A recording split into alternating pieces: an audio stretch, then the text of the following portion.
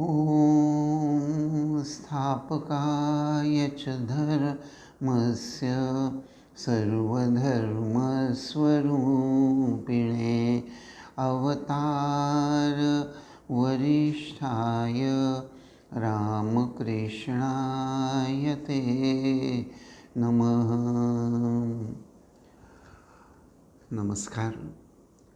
श्री रामकृष्ण देव के गृही शिष्य इस श्रृंखला के अंतर्गत अभी हम छोटा नरेन अर्थात नरेंद्रनाथ मित्र की बात कर रहे हैं।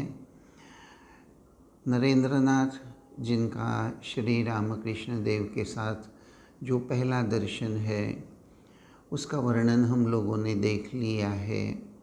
7 मार्च 1885। यहाँ फिर से एक बार आप लोगों को कुछ बातें फिर से दोहराना चाहूँगा, जिसको अक्सर एक शब्द हिंदी में हम इस्तेमाल करते हैं, पुनरावृत्ति। किसी एक बात को फिर से दोहराना। विशेष रूप से जब आध्यात्मिक बातें आती हैं तो उन बातों को बीच बीच में फिर से दोहराना बड़ा ज़रूरी हो जाता है। यहाँ हम श्री रामकृष्ण देव की ये जो दिव्य लीला का चिंतन कर रहे हैं, शायद मेरे इन शब्दों को सुनकर आप लोगों को बड़ा ताज्जुब लग रहा होगा, आश्चर्य, कि हम रामकृष्ण देव की लीला कहाँ देख रहे हैं। हम तो श्री रामकृष्ण देव के गृही शिष्यों की कहानी, उनके जीवन चरित्र का अध्ययन कर रहे हैं और हमारा उद्देश्य है कि उनके जीवन चरित्र से हम क्या ग्रहण करें, जिससे हमारा अपना आध्यात्मिक जीवन हम बनाने में कुछ प्रगति करते हुए आगे बढ़ें। उद्देश्य बिल्कुल सही है, लेकिन जब श्री रामकृष्ण देव के त्यागी शिष्य या गृही शिष्य इनके चरित्र की जब बात करते हैं तो उन चरित्रों में श्री रामकृष्ण देव का जो चरित्र हैं, चरित्र के इस शब्द के द्वारा मैं ये कहना चाह रहा हूँ कि वह जो उनकी भूमिका है, वो भूमिका हम उसको इन चरित्रों से अलग नहीं कर सकते। जब हम श्री रामकृष्ण देव के चरित्र का अध्ययन करते हैं तो गृही शिष्यों का वर्णन या उनकी बातें हमको पढ़ना ही पड़ता है, सोचना पड़ता है कि ठाकुर ने अमुक गृही शिष्यों को ये कहा, अमुक उसको ये कहा, क्योंकि श्री रामकृष्ण देव जैसा जैसा जो गृही भक्त हैं सभी के साथ एक समान बातें नहीं करते थे, क्योंकि श्री रामकृष्ण देव यह भली भांति जानते थे कि कौन सा भक्त आध्यात्मिक उन्नति की दृष्टि से किस पादान पर हैं, कौन से सीढ़ी पर। जैसे छत पर चढ़ने के लिए सीढ़ी होती हैं, कभी 10 स्टेप्स होते हैं, कभी 25 होते हैं, तो उसी तरह यह जो आध्यात्मिक उन्नति के जो सोपान हैं, कौन सा भक्त कौन से सोपान पर खड़ा है, यह शायद वह भक्त खुद भी नहीं जान रहा है, लेकिन श्री रामकृष्ण देव साक्षात भगवान होने की वजह से अपने अंतर्दृष्टि से ये समझ जाते थे। और इसलिए छोटा नरेन जो शुद्ध हृदय का है, उसको समझाते हुए श्री रामकृष्ण देव जरूर इस बात को उसको समझाते हुए कहते हैं कि देखो, भक्ति भी करनी है तो जिसकी भक्ति करनी है उसके बारे में उसका महात्म्य जानना पड़ता है। अगर उसके बारे में, उसकी महिमा को, उसके ग्रेटनेस को अगर हम जानते ही नहीं है तो उसके प्रति हमारे मन में श्रद्धा का भाव कैसे जाग उठेगा। एक छोटा सा उदाहरण देना चाहूँगा कि जब हम देखते हैं कि हमारे ही परिचित किसी घर का लड़का, मान लीजिए कि 12th का रिज़ल्ट आ गया है, और जब हम ये सुनते हैं कि अरे अमुक अमुक हमारे परिचित हैं, उनके लड़के के 12th के रिज़ल्ट में उसने 98% मार्क्स हासिल किए हैं, तो जब यह बात हमारे कानों पे आती है कि उसने 98% मार्क्स हासिल किए हैं, तो स्वाभाविक रूप से दो बातें हमारे मन में बिल्कुल एकदम से जैसे जाग उठती हैं। पहली बात ये कि वह लड़का बहुत इंटेलिजेंट होना चाहिए, और दूसरी बात यह भी याद आ जाती है या मन में विचार आ जाता है कि उसने बहुत अच्छी पढ़ाई भी ज़रूर की होगी।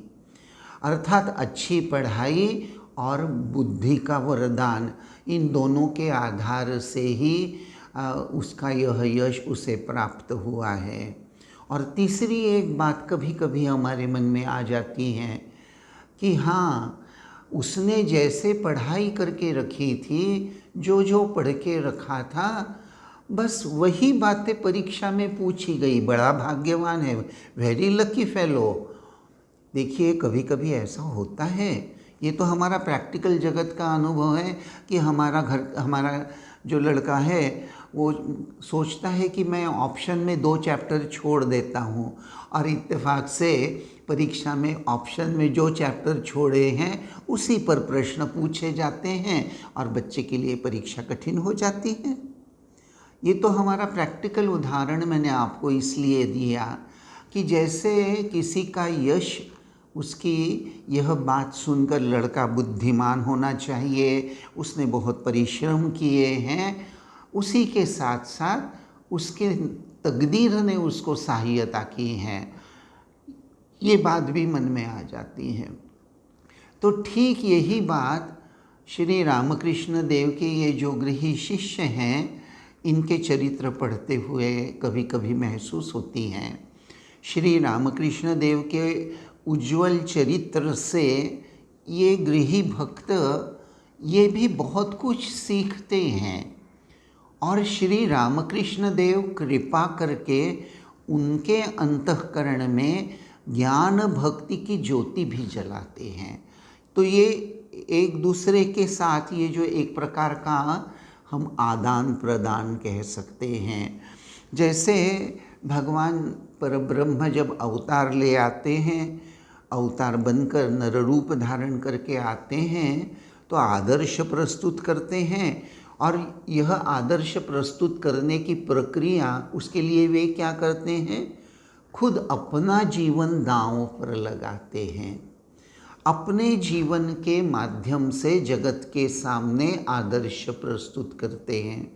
तो श्री रामकृष्ण देव ने ईश्वर दर्शन के लिए किस प्रकार व्याकुल होना चाहिए, व्याकुलता कैसे होती है, किस तरह ईश्वर प्राप्ति हेतु रोना चाहिए, अर्थात आँखों में आंसू, इतनी बेचैनी, व्याकुलता का परिणाम क्या होता है, त्याग किसे कहते हैं, ईश्वर पर प्रेम कैसे किया जाता है, कैसा होता है, सहिष्णुता क्या है, ईश्वर निर्भरता किसे कहते हैं, सरलता कैसी होती है, निरभिमानता कैसी होती है, अभिमान रहित होना, इफेसमेंट ऑफ ईगो।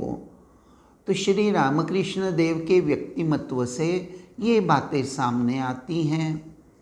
तो उसी तरह एक आदर्श जो भक्त हैं, उसके जीवन के द्वारा भी कुछ बातें हमारे सामने आती हैं। कौन सी हैं ये बातें? तो साधक के अंतःकरण में अध्यात्म ज्ञान संबंधी तीव्र जिज्ञासा का होना आवश्यक होता है। यह आध्यात्मिक तीव्र जिज्ञासा कैसे होती है? जिज्ञासा पूर्ति के लिए मन में अदम्य उत्साह होना चाहिए। उसी के साथ साथ बुद्धि तीक्ष्ण होनी चाहिए, प्रयत्नों की पराकाष्ठा करने की भावना हृदय में होनी चाहिए। मैं हर प्रकार से, हर तरह से प्रयास करूँगा, मैं अपने प्रयत्नों में कभी कोई कमी नहीं रहने दूँगा। मेरी जितनी शक्ति है मैं पूरी लगाऊंगा। इस प्रकार का एक अदम्य उत्साह, एक बहुत अच्छी जिद, और ये भी देखना है मेरी अपनी क्षमता कितनी है, इस क्षमता के आधार से मैं आगे कैसे बढ़ूंगा। मेरा, अगर मैं बहुत द्रुत गति से आगे नहीं बढ़ सकता तो कोई बात नहीं, लेकिन मैं पीछे नहीं हटूंगा, नीचे नहीं आ जाऊंगा। किसी भी तरह मैं अपने आप को पतन होने से रोकूंगा ही रोकूंगा। इस प्रकार का एक उत्साह, एक भावना भक्त के अंतःकरण में, या और भी अच्छा शब्द है साधक के अंतःकरण में होनी चाहिए। तो यहाँ हम देखते हैं नरेंद्रनाथ मित्र अर्थात छोटा नरेन, जब पहली ही मुलाकात में श्री रामकृष्ण देव ने उन्हें देखा और उनको देखते ही देखते श्री रामकृष्ण समाधि मग्न हो गए, तो शुद्ध हृदय के भक्तों में नारायण अर्थात भगवान को देखकर श्री रामकृष्ण देव जैसे समाधि मग्न हो गए। और देखिए, ये जो बात मैंने अभी बताई कि छोटे नरेन को एक समाधिमान पुरुष कैसा होता है, इसका प्रत्यक्ष अनुभव प्रथम मुलाकात में ही हो गया। और अब द्वितीय दर्शन की बात आती है, द्वितीय मुलाकात की बात आती है। यह द्वितीय मुलाकात 6 अप्रैल 1885 इस दिन हुई है। यहाँ ये बात जरूर कहना चाहूँगा कि श्री रामकृष्ण सिर्फ धार्मिक उपदेश देते थे क्या, बस बात इतनी सी ही होती थी? तो हाँ भाई, निश्चित रूप से श्री रामकृष्ण देव उनके संपर्क में आने वाले भक्तों को धार्मिक उपदेश तो देते ही थे, नो डाउट अबाउट इट। लेकिन सिर्फ उपदेश नहीं देते थे, उपदेश देने के साथ साथ उन उपदेशों को पालन करने के लिए, अपने जीवन में उतारने के लिए जो एक शक्ति की आवश्यकता होती है, तो बहुत बार श्री रामकृष्ण देव अपने कृपा कटाक्ष के द्वारा, अपने स्पर्श के द्वारा सामने वाले भक्त के अंतःकरण में आध्यात्मिक शक्ति का जागरण कर देते थे, आध्यात्मिक शक्ति संक्रमित कर देते थे। मुझे पता नहीं आप मेरे इस शब्दों से कितने परिचित हैं, संक्रमित करना। अगर आप मेरे सामने होते तो शायद मैं आपसे डायरेक्टली पूछता कि क्या आप मेरी बात को समझ रहे हैं। संक्रमित करना यानी दूसरे में, जैसे हम इंजेक्शन देते हैं ना, तो डॉक्टर जब इंजेक्शन देता है तो क्या करता है, इंजेक्शन के माध्यम से डॉक्टर दवाई रोगी के शरीर में, उसकी वेन्स में छोड़ देता है, और वह दवाई खून में एक साथ एक रूप होकर अपना असर बहुत द्रुत गति से, बहुत जल्दी से करना शुरू कर देती हैं, और पेशेंट अच्छे होने की प्रक्रिया बढ़ जाती है, गतिमान हो जाती हैं। तो ये जो संक्रमित शब्द है, यह कुछ ऐसा ही है कि श्री रामकृष्ण देव शक्ति के आधार थे। उनके देह मन को निमित्त बनाकर जगदम्बा ने शक्ति का संचय करके रखा था, और श्री रामकृष्ण देव उस आध्यात्मिक शक्ति को भक्तों के अंतःकरण में अपने कृपा कटाक्ष के द्वारा या कभी उसको स्पर्श करके वह शक्ति उसके शरीर में छोड़ देते थे। श्री रामकृष्ण देव के स्पर्श के कारण वो जो शक्ति भक्त के अंतःकरण में संचारित हो जाती थी, खेलने लगती थी, उसका जो वर्णन है वह शारदानंद जी महाराज ने बड़ा सुंदर किया हुआ है। शारदानंद जी महाराज जिन्होंने श्री रामकृष्ण लीला प्रसंग नाम का ग्रंथ लिखा है, आप लोगों में से आशा करता हूँ अधिकांश लोगों को इस ग्रंथ के बारे में पता होगा। तो शारदानंद जी वहाँ लिखते हैं कि अपने जो चिन्हित भक्त होते थे या जो भी श्री रामकृष्ण देव के संस्पर्श में आता था, तो बहुत बार श्री रामकृष्ण देव इन भक्तों को एकांत में ले जाकर उनको ध्यान करने के लिए कहा करते थे। और जब भक्त ध्यान करने के लिए बैठ जाता था तो धीरे से जो स्पर्श हो जाता था श्री रामकृष्ण का, तो उस स्पर्श के कारण वह भक्त गहरी ध्यान में तो डूब ही जाता था और कभी कभी उसको एक दिव्य भाव में वह अवस्थित हो जाता था, ऊपर उठ जाता था। श्री रामकृष्ण देव कभी शरीर के छाती को हाथ लगा देते थे, तो कभी जीभ पर कोई अक्षर लिख देते थे या जीभ को, ये जो जिह्वा है, जुबान है, उसको स्पर्श कर देते थे। और इस स्पर्श का परिणाम ऐसा हो जाता था कि भक्त के मन में जो बाह्य विषयों के प्रति जो कुछ भी आकर्षण कहो या आसक्ति कहो, सब कुछ वह भक्त पूर्ण रूप से उससे मुक्त हो जाता था और इतना ऊपर उठ जाता था और अंतर्मुख होकर ईश्वरीय बोध में चला जाता था। यहाँ मैं आपको कमल का उदाहरण देना चाहूँगा। ये बात आपको समझाने का मेरा ये प्रयत्न है। मैं जानता हूँ मैं बहुत ज़्यादा पढ़ा लिखा तो हूँ नहीं और मैं बहुत शास्त्र भी नहीं जानता, मैं बहुत बुद्धिमान नहीं हूँ, फिर भी जो समझ रहा हूँ वह बात मैं आपको समझा रहा हूँ। आपने कमल का फूल तो ज़रूर देखा होगा। कमल का फूल, उसकी जड़ कहाँ होती है, ऐसा अगर हम देखते हैं तो निश्चित रूप से उसकी जो जड़ें होती है वह कीचड़ में फंसी हुई होती हैं। यू सी लोटस फ्लावर, उसकी जो जड़ें होती हैं, उसका जो कंद होता है वह बहुत कीचड़ में सना हुआ, कीचड़ में फंसा हुआ रहता है। लेकिन कमल का फूल कीचड़ में नहीं यानी कीचड़ से सटक कर नहीं खिलता।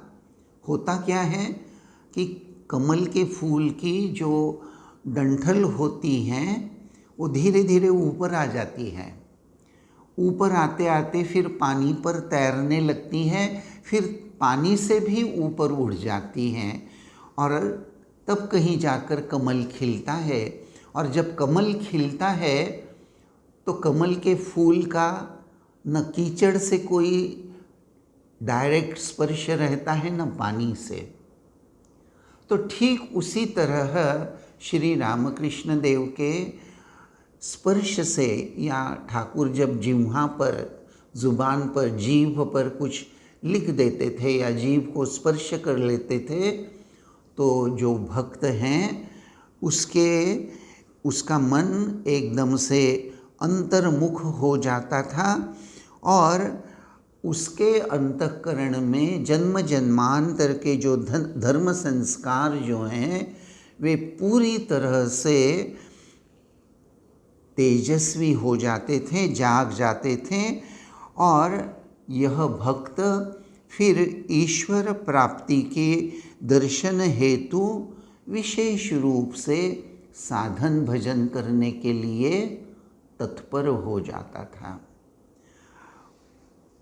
श्री रामकृष्ण देव के कृपा स्पर्श से या कृपा कटाक्ष से भक्तों के हृदय में बहुत कभी कभी व्याकुलता जाग उठती थी। संदेह की जो गांठ होती थी वह खुल जाती थी और उसके हृदय में कभी कभी दिव्य ज्योतिर्मय मूर्ति के दर्शन भी उन्हें हो जाते थे, या कभी कभी थोड़ी देर के लिए ही सही, लेकिन एक निर्विकल्प समाधि का अनुभव भी किसी किसी भाग्यवान भक्तों को उसका अनुभव भी हो जाता था। So this is the beauty of Shri Ramakrishna Leela. ये जो मैंने अभी बात कही ना आपको, कि भक्तों के जीवन में श्री रामकृष्ण देव की ये जो भूमिका है बहुत ही सुंदर, बहुत ही महत्वपूर्ण है। शायद मेरी बातें सुनकर आपको कहीं एक निगेटिव विचार मन में आने की संभावना हो सकती है। आप भी मन ही मन यही सोचते होंगे कि भाई श्री रामकृष्ण साक्षात परब्रह्म नर रूपधारी अवतार, वे जगत में सशरीर थे और ये जो गृही भक्त हैं या सन्यासी भक्त हैं बड़े भाग्यवान, और भी बहुत सारे लोग। अब कितने लोगों को श्री रामकृष्ण देव के स्पर्श से दिव्य ज्योति के मूर्ति का दर्शन हुआ है, इसकी तो कोई गणना नहीं है, उसका कोई रिकॉर्ड नहीं है। लेकिन ये बात स्वयं श्री रामकृष्ण देव ने बहुत बार शारदानंद जी महाराज या अन्य जो गृही शिष्य, सन्यासी शिष्य, उनके सामने दोहराई हैं। तो उनकी बातों पर तो हमको विश्वास रखना ही चाहिए और हमको इस बात को सोचकर निराश नहीं होना है कि आज भगवान श्री रामकृष्ण सशरीर नहीं है। अगर आज वह सशरीर नहीं है तो वह चिन्मय रूप से हैं, और ये हमारे लिए बहुत ही सुंदर बात है, बहुत ही महत्वपूर्ण, बहुत ही पते की बात है। महत्वपूर्ण क्यों? जरा सोचकर देखिए, अगर श्री रामकृष्ण सदैव होते भी आज तो कहाँ होते? तो संभव है दक्षिणेश्वर में होते, कलकत्ता में होते। तो क्या हमारे लिए वडोदरा से कलकत्ता जाना क्या संभव होता? शायद नहीं। सिर्फ वडोदरा क्यों, सारे जगत के कहीं से भी लोग, क्या सभी कलकत्ता दक्षिणेश्वर पहुंच जाते श्री रामकृष्ण देव के पास? अगर वह देह में है ऐसा अगर हमको खबर हो जाती तो कितने लोगों को संभव होता? एक तरह से मनुष्य या भगवान भी देह में रहते हैं तो मर्यादित ही हो जाते हैं, लेकिन अब चिन्मय रूप श्री रामकृष्ण, वे चिन्मय रूप से सर्वव्यापी हैं। हमें दक्षिणेश्वर जाने की ज़रूरत नहीं है, हमें काशीपुर जाने की ज़रूरत नहीं है, हमें कहीं जाने की ज़रूरत नहीं है। हमें हमारे अपने घर में बैठकर ही भगवान श्री रामकृष्ण देव का अगर हम चिंतन करते हैं, उनको प्रार्थना करते हैं, व्याकुल होकर पुकारते हैं और अपने अपने मन को ईश्वरीय अनुराग में, भक्ति में, श्रद्धा में अगर रंग लेते हैं, तो आज हम अपने ही घर में बैठे बैठे भगवान श्री रामकृष्ण देव की कृपा का, उनके कृपा कटाक्ष का, उनके स्पर्श का अनुभव कर सकते हैं। क्या ये महान बात नहीं है? इससे और महत्वपूर्ण और सुंदर बात मुझे तो पता नहीं है भी या नहीं।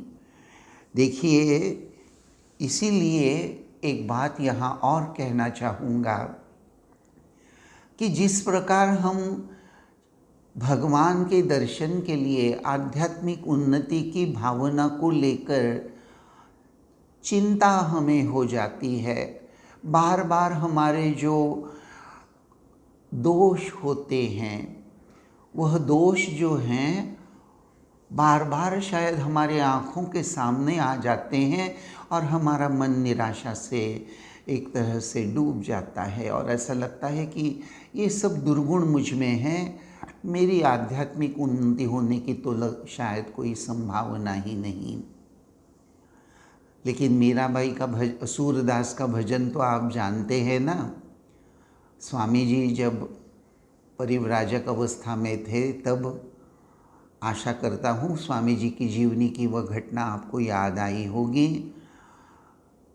राजा ने किसी गायिका का प्रोग्राम अरेंज किया था स्वामी जी के सत्कार के लिए, लेकिन स्वामी जी एक गणिका का गायन सुनने कैसे आए। स्वामी जी को बड़ी दुविधा हो गई और वह सामने नहीं आए, और वो जो गणिका थी वह सब समझ गई और उसने जो भजन गाया, प्रभु मोरे अवगुण चित्त ना धरो, समदर्शी है नाम तिहारो, चाहे तो पार करो, प्रभु मोरे अवगुण चित्त ना धरो।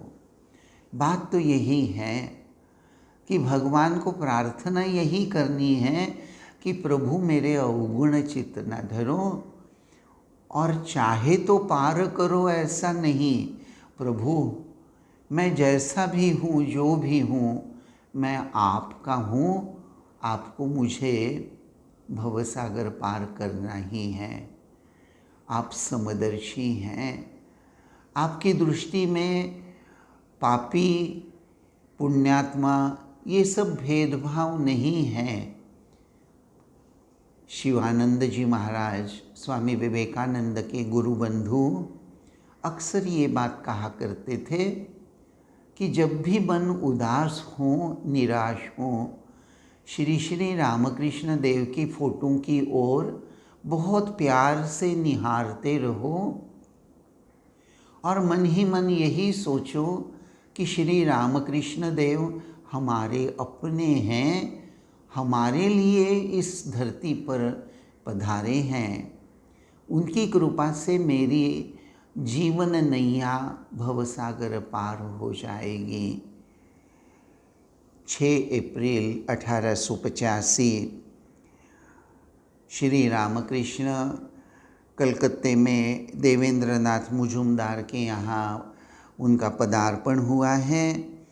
साथ में महेंद्र नाथ गुप्त, छोटा नरेन भी हैं, और छोटा नरेन श्री श्री रामकृष्ण देव के आध्यात्मिक संवाद सुन रहा है, और सुनते सुनते छोटा नरेन खूब हंस रहा है, और उसका यह आनंद देखकर श्री रामकृष्ण भी आनंदित होकर मास्टर को उसकी तरफ इशारा करते हुए कह रहे हैं, देखो देखो कैसा निष्कपट भाव से, सरल मन से हंस रहा है। हाँ, देखो ऐसा लग रहा है कि ज़मीन, जोरू, रुपया, अर्थात ज़मीन, पत्नी और पैसा, इन तीनों का कोई भी असर जैसे छोटे नरेन पर अभी बिल्कुल ही जैसे उसको स्पर्श नहीं हो कर पाया है। छोटा नरेन, उसका मन कामिनी कांचन में से एकदम ही दूर है, उसका स्पर्श भी उसको नहीं हुआ है। और देखो ये छोटा नरेन कभी कभी मुझे ये भी कहता था कि मैं बचपन में ईश्वर के दर्शन नहीं हुए यह जानकर बहुत रोया करता था। देवेंद्र बाबू जो ठाकुर के गृही भक्त, जिनका चरित्र हम लोगों ने देखा है, उनके घर में श्री रामकृष्ण पधारे हैं और मुख्य जैसे बात श्री रामकृष्ण यह समझा रहे हैं कि जब तक मन में कामिनी कांचन का प्रभाव है, अवतार को पहचानना बड़ा कठिन हो जाता है, नहीं पहचाना जा सकता। देखो, किसी को अगर हीरा मिल जाए, वह हीरे को नहीं जानता, लेकिन कुछ अच्छी वस्तु है ऐसा उसके मन में विचार आ जाता है और वह सोचता है कि इसको मैं बेचकर पैसा कमा लेता हूँ। और वह किसी सब्जी वाले के पास जाकर कहता है कि भाई मुझे ये वस्तु बेचनी है, कि क्या आप खरीदेंगे? तो वो सब्जी वाला उस वस्तु को, वास्तविक जो हीरा है, उसको देखता है और देखकर कहता है कि हाँ भाई ठीक है, तुम बेचना चाहते हो, मैं भी खरीद लेता हूँ, दिखने में तो अच्छा है। हाँ, इसके बदले में मैं तुमको इतने इतने 9 किलो या 10 किलो जो भी है, मैं बैंगन दे देता हूँ या कोई सब्जी दे देता हूँ, लेकिन उससे ज़्यादा एक भी नहीं दूंगा। तो जैसे ही ये बात श्री रामकृष्ण देव ने कही, सभी लोग हंसने लगे, लेकिन छोटा नरेन जो है वह श्री श्री ठाकुर की बात का जो इसमें जो मर्मार्थ जो है उसको उन्होंने बहुत अच्छे से समझ लिया। और अर्थात हीरे की कीमत अगर प्राप्त करनी है तो उसको जानने वाला, यानी जवाहरात जो होता है, जौहरी जो होता है, जो हीरा परख कर उसकी सही कीमत बता सकता है। किसी ऐरे गैरे का यह काम नहीं है, यानी किसी गलत आदमी के पास जाओगे तो वह हीरे का दाम अपने ढंग से, अपने अर्थ से, अपनी बुद्धि की क्षमता से ही तो बताएगा। तो यह बात छोटा नरेन समझ जाता है और इसीलिए श्री रामकृष्ण देव कहते हैं कि देखो इसकी कितनी सूक्ष्म बुद्धि है। ये जो बात श्री रामकृष्ण देव कहते हैं कि देखो इसकी कितनी सूक्ष्म बुद्धि है। तो आध्यात्मिक जगत में ये जो अच्छा बुरा समझने की एक पैनी दृष्टि, सिर्फ पैनी दृष्टि नहीं, उसी के साथ साथ एक निर्णय लेना। जैसे ये सब्जी वाले का मैंने उदाहरण दिया कि किसी को हीरा मिला है और हीरा बेचने के लिए, तो ये हीरा मैं सब्जी मंडी में जाकर नहीं बेचूंगा। सब्जी मंडी यह हीरे की बेचने की जगह नहीं है, यह समझना। या कि अरे ये बात ठीक नहीं है, मैं हीरा बेचने आया हूँ और ये मुझे 10 किलो आलू देना चाह रहा है, ये ठीक नहीं। अर्थात विवेक शक्ति। तो श्री रामकृष्ण देव ये बात जरूर हमारी दृष्टि छोटे नरेन के इस उदाहरण से हमारी तरफ हमारी नज़र खींच लेते हैं कि जब तक अंतःकरण में ये विषय बुद्धि होती हैं तब तक भगवान की बातें अच्छी नहीं लगती। और यह मर्म बात, यह महत्वपूर्ण बात छोटा नरेन समझ गया कि अगर विषय वस्तु का चिंतन और भगवत चिंतन दोनों में क्या श्रेष्ठ हैं। समझते हैं संसार में जब रहते हैं, सांसारिक जिम्मेदारियां निभा रहे हैं, तो सांसारिक बातों में मन तो कुछ उलझा रहेगा ही, लेकिन मन को हमेशा से ही सांसारिक बातों में उलझा कर नहीं रखना है। सांसारिक बातों को पूरा करने के पश्चात मन को ईश्वरीय चिंतन में लगाना चाहिए। यही बात छोटे नरेन के निमित्त से श्री रामकृष्ण देव जैसे हमको समझाते हैं। आज बस यहीं तक। ओम शांति शांति शांति। हरि ओम तत्सत। श्री राम कृष्णार्पणमस्तु।